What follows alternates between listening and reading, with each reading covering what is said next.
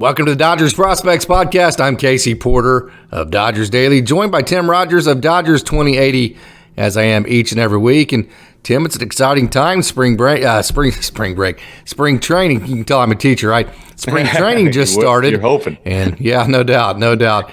And, fun time because all the boys are getting back at it, ready to get trained up to win another World Series. So tell us what your initial thoughts are. We've got a good show for you today. We're going to talk about some of the non-roster invitees that are going to be in the big league camp for the Dodgers as far as spring training goes. So good show today.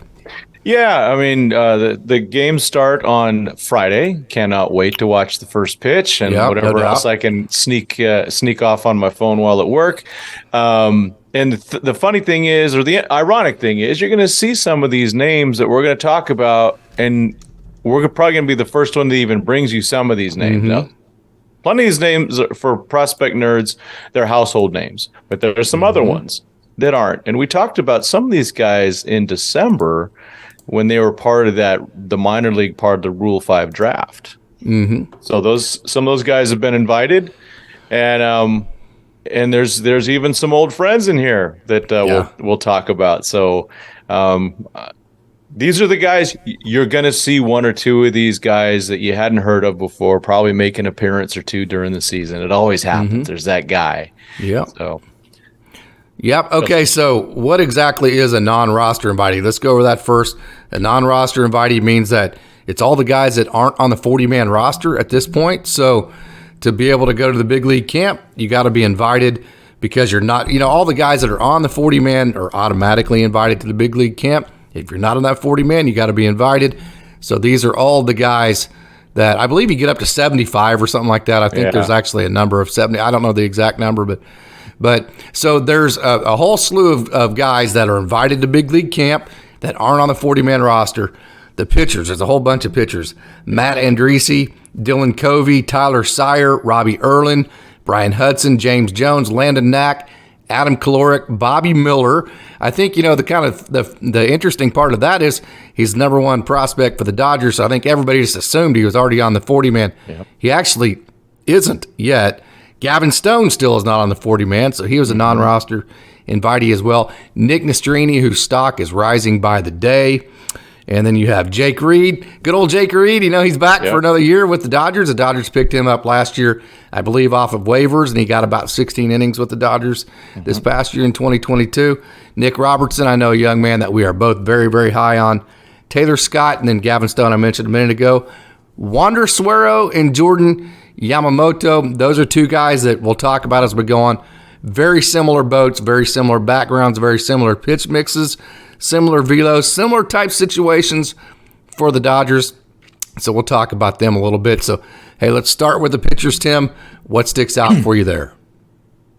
Well, of course, we know Bobby Miller is going to get a lot of play, and so let's not ignore the big name there. And you already talked about him, and a lot of people are expecting to see him at Dodger Stadium in 2023, along with Gavin Stone. Yeah. One of the guys and we talked about him briefly. There's two actually that really catch my eye. One is Tyler Sir, CYR, Sir. He was really good with the A's. Mm-hmm. I know that relievers are those guys, they just go, well, they're a dime a dozen. We're going to put this guy on waivers and see what happens. And they get claimed by someone else. And somehow the Dodgers ended up with Tyler. And he did start the season with Philly, just played briefly with them, got to the A's.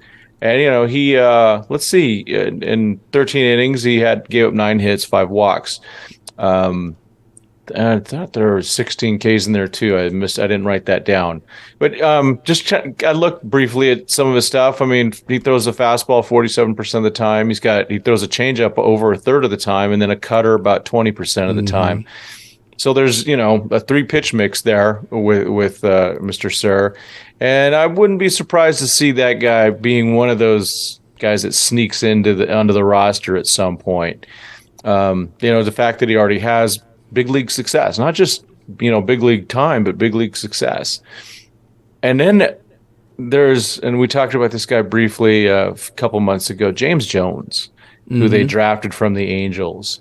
He's 34 years old, and you're going, what? Yeah. He's never played in the major leagues. However, he's new to pitching. He started in center field. He's a guy that throws really hard. I haven't really seen much on him at all, but it's one of those guys. It's one of those kind of cool stories that you see, and you just go, let's track this guy. And Casey mentioned that. That they can get up to 75 guys in that run. They can get a lot in there. It's just how many people do they want to crowd in that clubhouse? Sure. Yeah, and this year they had a lot. They put a lot in there, and I know for some of these guys it's a big deal. Sometimes they get like little bonuses and things like that if they play in a game and stuff like that. And just to get a chance to get on TV. So by Friday, around the seventh inning, you're going to see probably one or two of these pitchers. And then as we talk about the position players, you're going to probably see two or three of those because let's remember that, and we've talked about this too, there's a few guys moving over to the World Baseball Classic camp to play for their respective countries. Regretfully, one of them is not Clayton Kershaw. Yeah. That was a bummer. Dodgers made the right decision on that, by the way. I know, but it's tough. It's for Clayton. Yeah. If you're the Dodgers, though, you have to look at it that way. Absolutely. Yeah. I think. It is what it is. But there's a lot of guys moving over. That means a lot more opportunities for some of these guys to come and make an impact. Mm-hmm. So what do you see, Casey, on the pitchers? What intrigues you? Well, just to go back to Tyler Sear a little bit, he intrigues me because he's the 94 guy. That the Dodgers like those guys that are, of course, they like the power arms, but they have a ton of those guys that are in the 94 to 95, then touch the 97-ish type range. I think he could be that guy. And check this out, his strikeout to walk ratio, 3.20. So you're talking about a guy with a lot of swing and miss to him. And you're talking about a guy that has two different pitches, both the fastball that's going to have the riding effect, and then the cutter, which, let's face it, basically what a cutter is a smaller slider. I don't care what anybody says. It's, you can manipulate a slider, and I was talking to Ryan Pepio the other day. I'm going to release that interview here in just a couple of days. Pep's got 3 pitches right now, the fastball, changeup, slider, but in essence he has 5 because he can manipulate the slider to make it smaller and make it look like a cutter, and then he can also make it bigger and look like a curveball. So he's got 2 pitches, the fastball and the cutter, that are both, plus 50% strike pitches for him. So, and then when you add that to the 3.20 strikeout to walk ratio, that's the type of guy that the Dodgers go after right there. Yeah. The guy with the 94 to 96 fastball that can touch 97 with the cut. And then guess what they'll add to that, Tim? They'll add that changeup, and that changeup will give him that right turn. And then there you go. And then you go and get a whole bunch of guys like that and see which ones can figure out how to hit the strike zone. And the guys that do, then those are the guys that make it. So this is a just classic pickup by the Dodgers. This is the exact kind of guy that they go get time and time again. Do not be surprised if this guy has success. He is, like I said, just the perfect setup for the Dodgers. James Jones kind of reminds me of the Tanner Dodson pickup. We talked about him a couple of weeks ago, where I kind of gave the analogy of the bull that's not broke yet. The horse that's not broke yet. It's going to be the fastest horse, right? And it's going to be the most aggressive horse. But you don't know if you're going to end up in Canada or if you're going to end up in the strike zone. Which one's it going to be that day, right? Okay, so those guys are exciting, and and I know this from all the experience I have in the coaching ranks. You have all these, in high school and college, it's preseason inter squads, and in professional ball, it's spring training. It's one thing to throw those guys out there in inter squads and have it controlled where you can shut the inning down anytime you want and say, hey, you can stop the inning with them on a good note. And, it's another to say, hey, this is a Major League Baseball game. It's one of 162. There's people in the stands that paid $50 a pop to watch this game. Are we going to throw this guy out there then? So those kind of guys with control issues don't typically make it to a Los Angeles lineup until they are refined. Does that make sense to you? Absolutely. Yeah. So we'll see with him, with guys like that. But again, another guy that the Dodgers love to put in their lab, big arm, big stuff. So he'll be exciting to watch too. So, okay, let's go back down the list a little bit more. Anybody else that pops out to you? I am excited to see Landon Knack. Yep, I was going to say that name next, man. We're starting to do this too much. You made me talk. You made me think more about him last time we spoke about him. This is a huge year for him. Mm-hmm. After this year, he does need to be put on the 40-man, or they could lose him to the Rule 5. Big potential there. They drafted him high for a reason, and he struggled with injuries and all sorts of stuff last year. I'm excited to see him. I don't know. Again, after that episode where we talked about him, I got a little fired up about him. And so I'm excited to see this guy. I really am. I think that I think he's going to take that. I'm excited that he's going to take that next step. Mm-hmm. Yeah, no doubt. 4 pitches that all have the chance to be plus. The fastball again, another one of those 94 guys. Another guy with the changeup, the slider, and then a curveball and another guy that should be able to throw strikes. And I know most of its projections is like maybe a everyday rotation 3 or 4 guy in your rotation. And I think Landon is certainly capable of that. You are absolutely spot on. This is a huge year for him. Going all the way back to high school there in East Tennessee. Labrum, he tore his labrum going back into first base, and then fast forwarding, then he was led the world in strikeouts in 2020 before that season got shut down at East Tennessee State, and then last year just dealt with injury after. Last year was basically it was too bad, Yeah, he was a huge prospect for a reason. I think the 4 pitches are going to come back this year. I know I've kind of followed him. I know you have too. Extremely motivated. I think the under the radar. He's gone from being a big prospect to being under the radar, and I think that under the radar aspect of his game is going to really put a fire underneath his belly, in the pit of his belly, and I think he's going to come out blazing.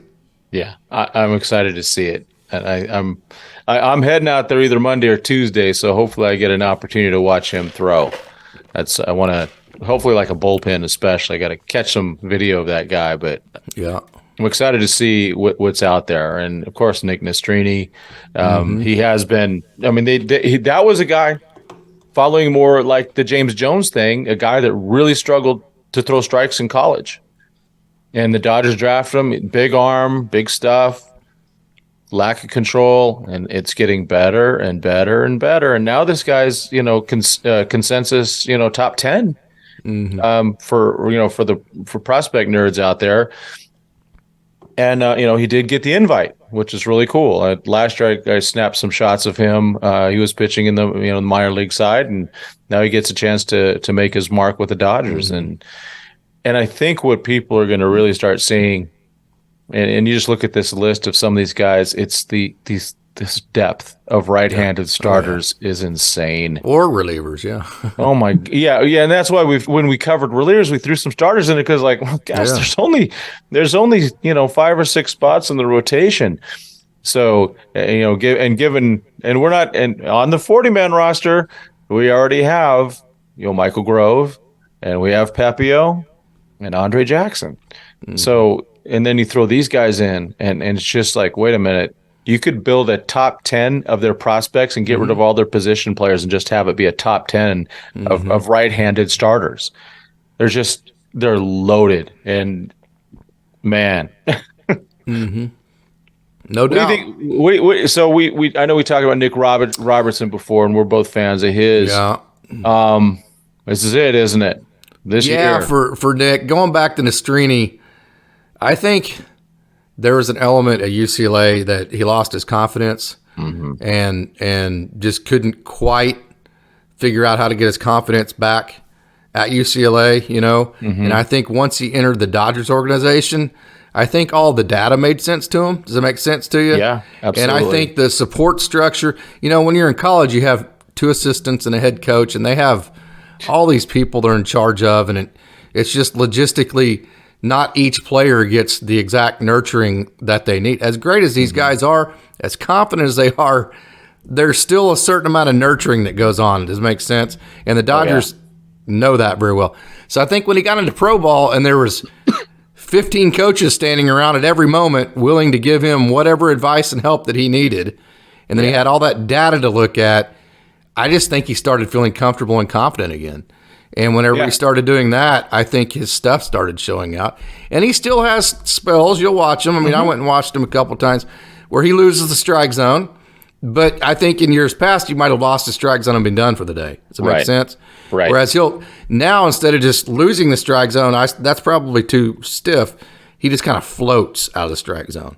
He'll float for a hitter or two out of the zone and then float back in, because I think the Dodgers have made him feel comfortable. They've made him feel confident through information, through having coaches available for him, both on the mental and physical aspects of it.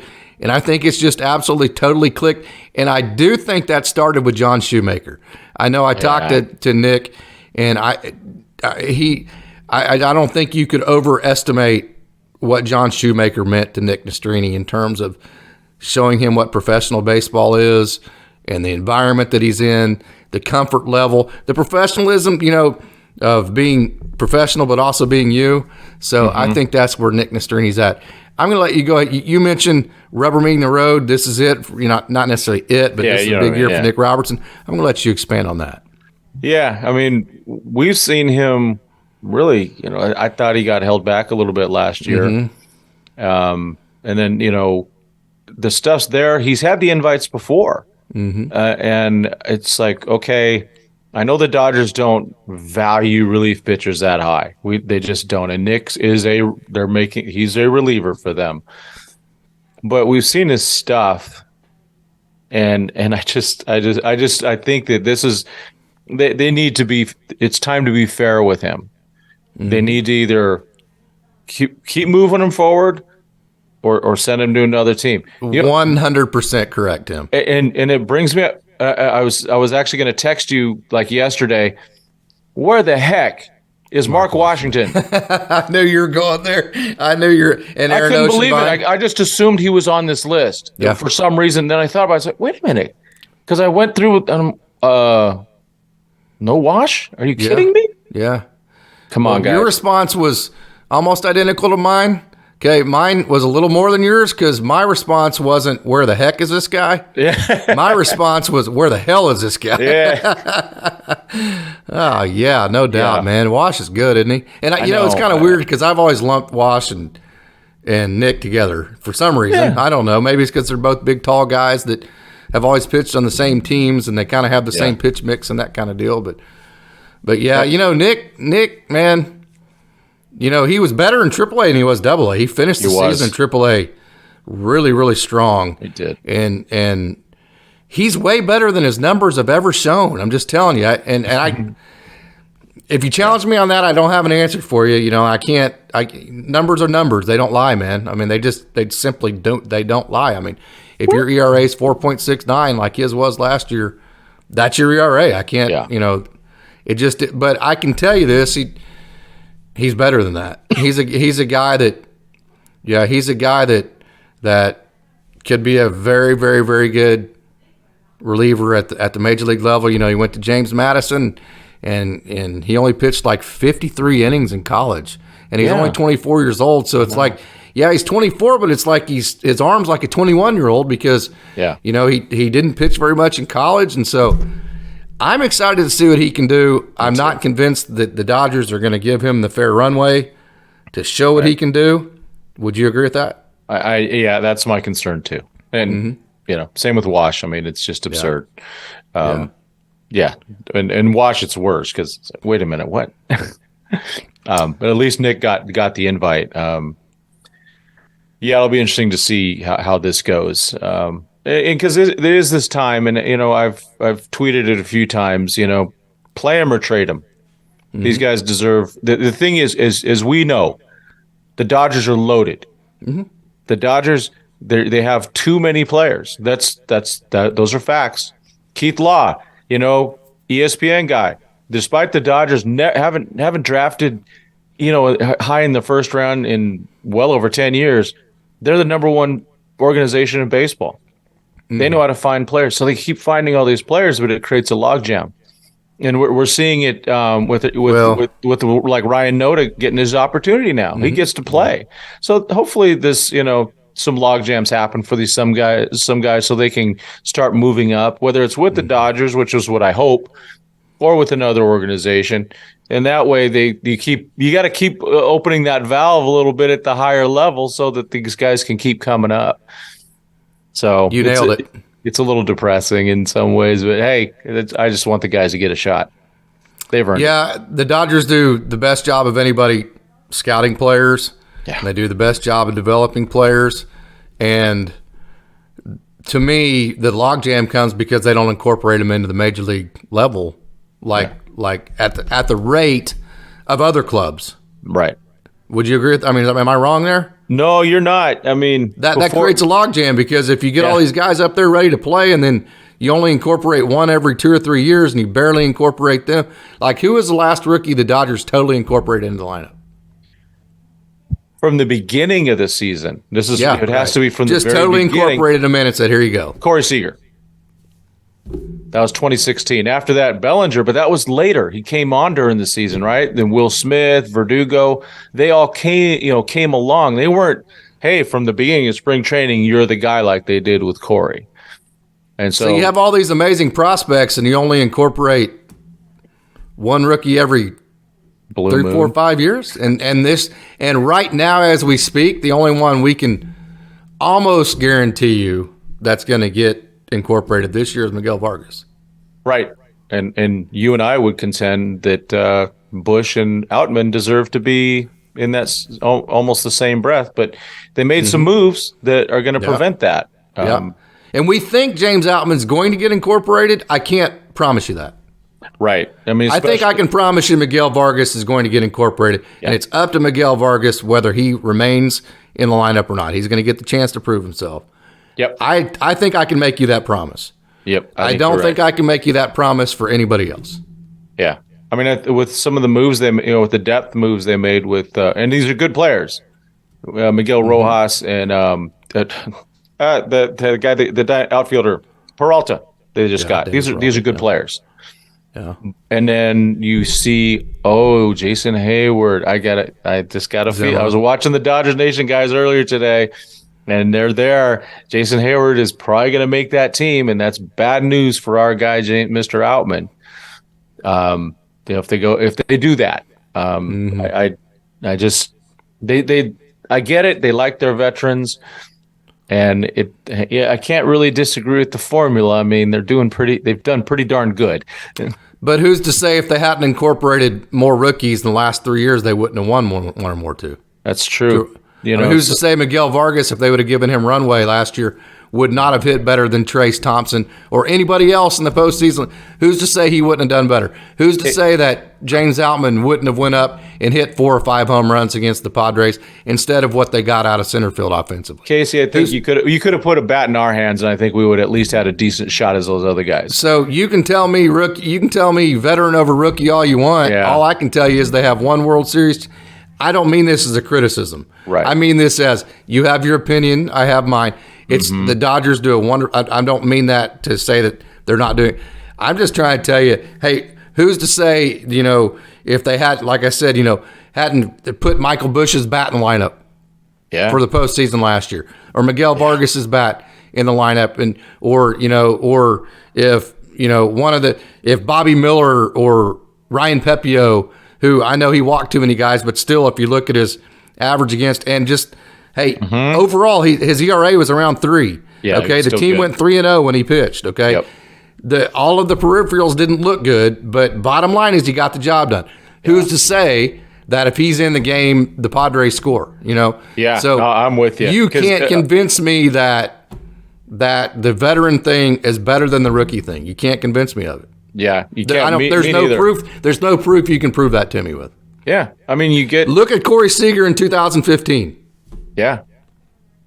Right. He came up for the playoffs. Right. I mean, literally, he got brought up in September. Yeah, and he played. Most of those when was games Cody too. Bellinger's best years?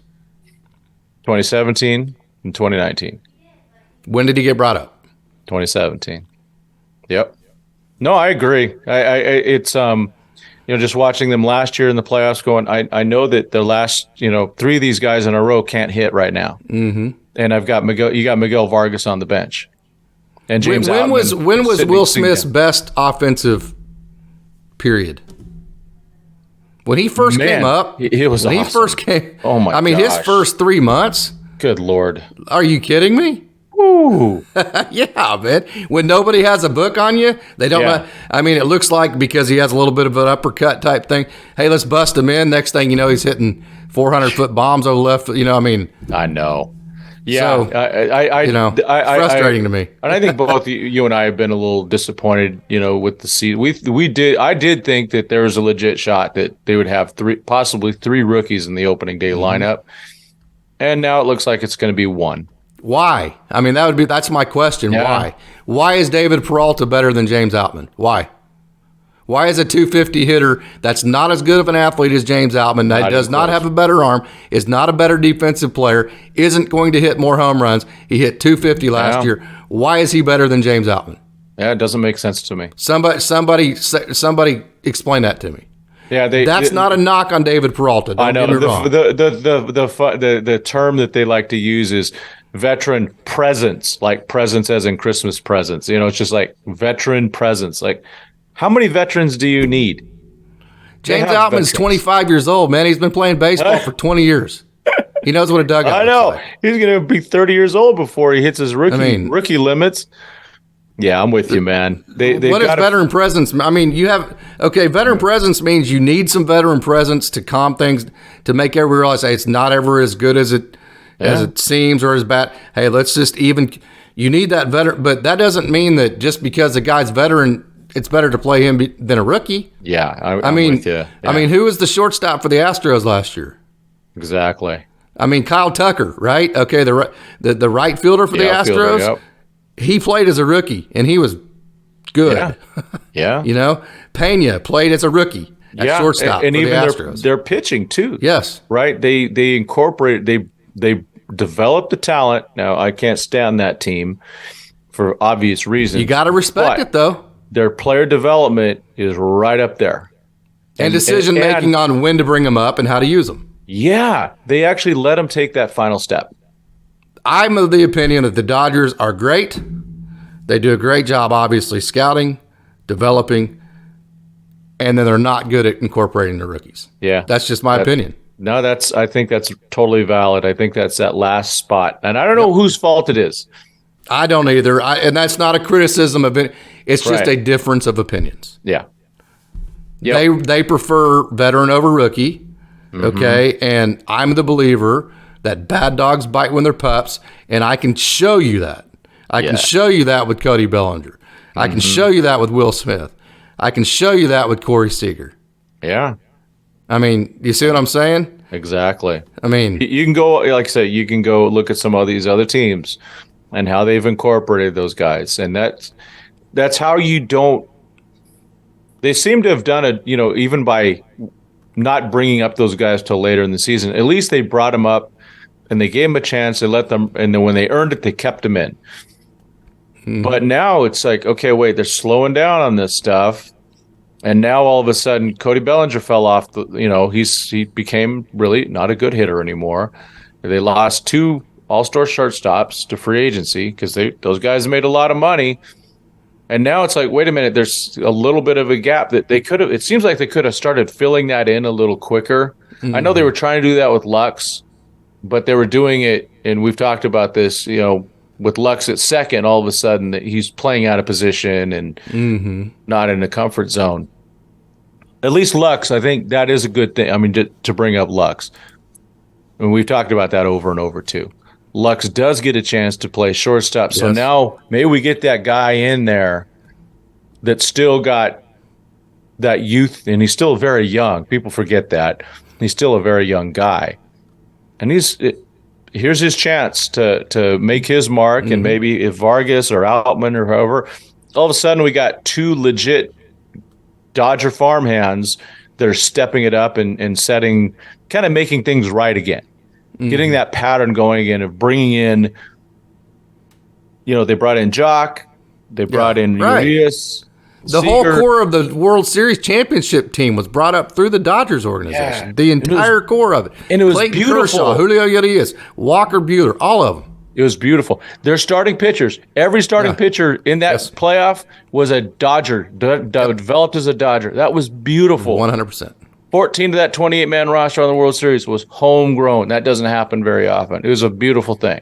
Shortstop, homegrown. Center field, homegrown. You know, and you mix in the other guys, Okay, you go get a Mookie here and there. Great. That made sense. Do it again. I know Barnes came over from Miami, but I still consider him homegrown because I watched him play in Oklahoma City for, I think, 3 years in a row. He's a Dodger through and through, man. Yeah, That's my future manager. Yeah, Will Smith, homegrown. Mm-hmm. Yeah. And Jock now we got homegrown. Now we got a bunch more. Yeah. Now's that opportunity for them to go, let's flood this team so that in 5 years our roster is almost completely homegrown other than the right fielder. Mm-hmm. Yeah, that's the way I want to see it. I got off the tracks a little bit, didn't I? We sure did. That's all right. We got a few minutes. Yeah, man. I apologize for taking us off the tracks there, but well, speaking of former prospects, how about that Yusniel Diaz? Yeah. Yeah, no doubt. I'm going to let you. I'm going to let you address that situation. But yeah. So for your background, Yusniel Diaz was traded to the Baltimore Orioles in the Manny Machado trade. He was the prime prospect, and it turns out he was the right prospect to trade at the time. He hasn't turned out into what I think the Orioles expected and maybe what some Dodger fans expected. Injuries have slowed him down. Lots of injuries. And he was top 5 prospect for the Dodgers. Excuse me. Before you go on, the Dodgers are the absolute best in the world at trading away the prospects. Yes, they are. They don't. I mean, name me a prospect they've traded away that you went, oh crap! I wish they wouldn't have done that. Yeah, I know. There's not a lot. They're amazing at that, aren't they? So I started covering the Quakes pretty soon after this. The Quakes were they thought for sure, they were dead positive that Dustin May was going to be gone. Yeah, it was a given that he was gone.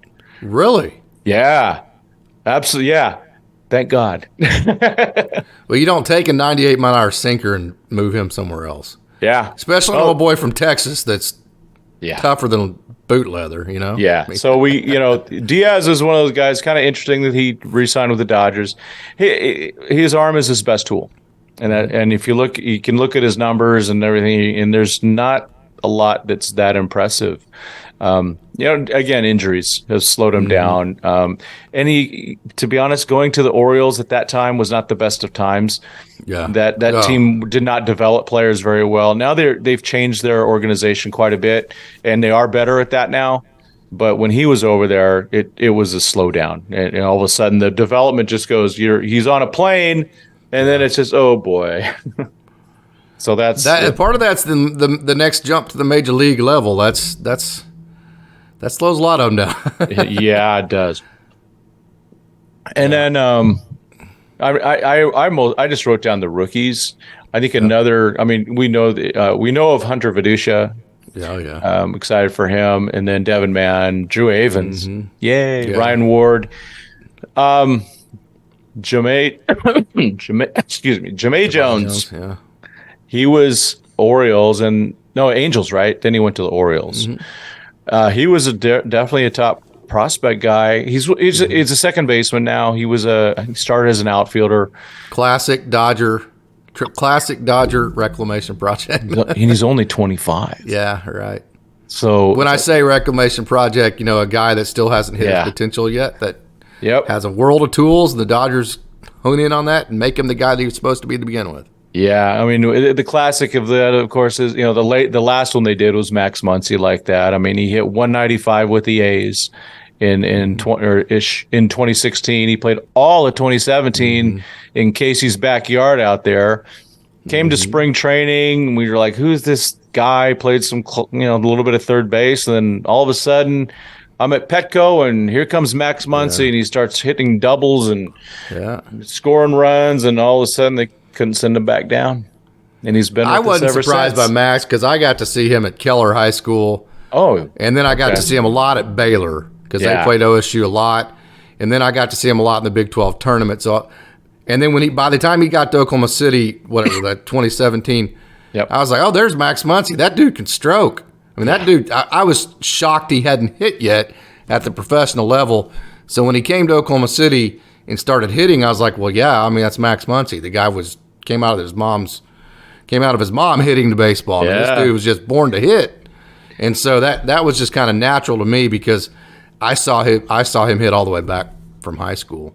Yeah. So who knows? There could be that. There are Dodgers always looking for that guy, the next Max Muncy. Yep. And maybe it's Jahmai Jones. I don't know. And I gotta give Farhan credit for Max. I mean, he had him with the A's and made that move to get him. So you got to give Farhan probably some credit on that one. But it's good to see that Ryan Ward and Drew Avens got the invites. I know Mann played a lot last year. In fact, I saw Devin hit a home run last year in one of the games I covered there. It was pretty darn cool to watch him try not to smile too hard as he's rounding the bases. Let's see, and we mentioned him briefly, but Hayward's is a player that the Dodgers have signed, and they're Jay Hayes back, and now they fixed his swing, and we'll see. It was one pitch that Tony Gonsolin seemed to have just grooved, and they're making a big deal out of it, but we'll see. It's a long season. If Jason Hayward can become a decent player again, that's a great thing. But the odds of that I think are still low. He was really bad for quite a few years offensively. It's just, even when he was at his best, he was barely hitting, over opsing. Oh, you got it too. He was barely opsing over 100.